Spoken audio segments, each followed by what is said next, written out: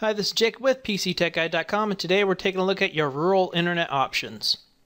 Now, living in the great outdoors has many advantages, but unfortunately, high-speed internet access isn't one of them, or at least it used to not be one of them.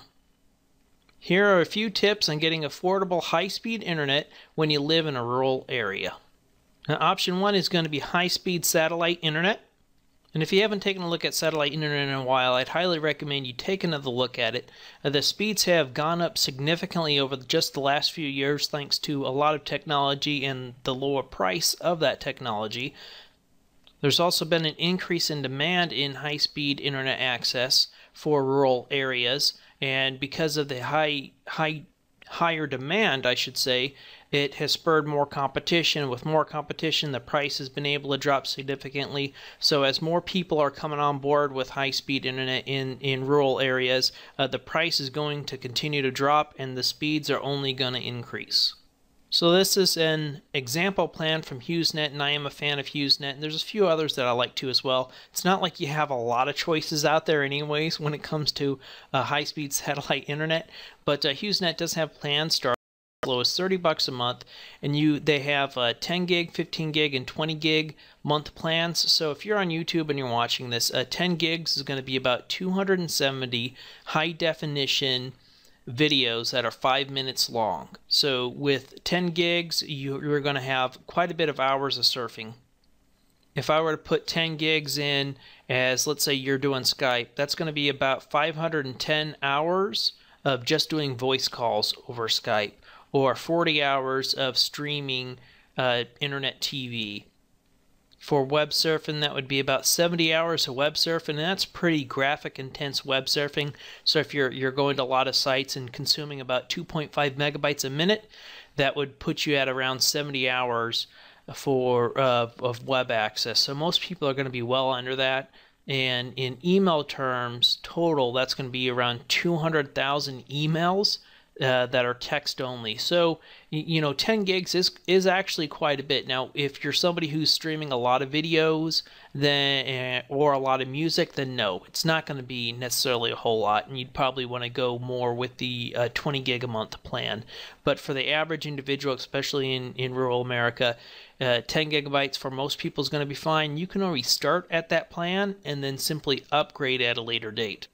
Now, HughesNet has something that they call Gen 4 speeds that are 15 times faster than what it used to be. So and this is pretty normal with a lot of satellite companies. The speeds have significantly increased, which is really, really nice. Currently, they're having zero activation fees and free installation in most areas. This isn't going to be for all areas, so I suggest you simply call them and find out if it's going to be right for you. We have the number up here for you to go ahead and call, and this is for HughesNet. We're also going to put the phone number in the description, and they're one of the better satellite internet companies out there. If you're shopping around, I suggest you at least call and you get the current pricing and see if they have any other special going on, or if there's any other fees. And that $29.95 a month should be good for the first 12 months, I believe, if you sign a 2-year contract. So be sure and find out the price after 12 months. I believe it goes up to $49 a month, but you'll have to call and check because the prices fluctuate. That's all I can really say. Another solid option for some people out there. Now, if you live out in the boondocks, this might not be for you, but speak with your cell phone provider.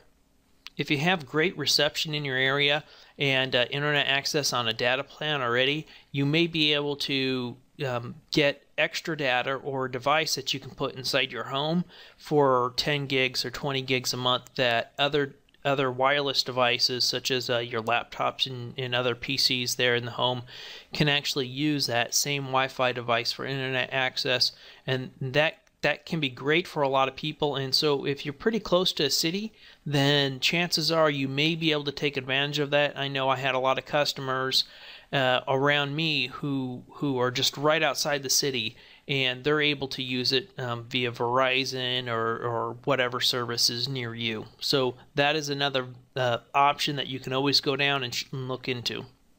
Now, option 3, speaking to your local city leaders about local internet service providers. And this is something that's really, in Minnesota, it's happened in quite a few communities where newer startups have come in and basically they're buying bandwidth from other companies and able to resell it to you at a very, very decent price, and able to do line of sight and a few other options out there to give local communities high-speed service. Now, if you're not necessarily in a community with some homes nearby, it might not be viable for you, but definitely it's an option out there and something worth mentioning, just because they're not usually advertised too well. So you really do just got to call up your local city leaders and try to see, hey, what do we have about internet options in our area.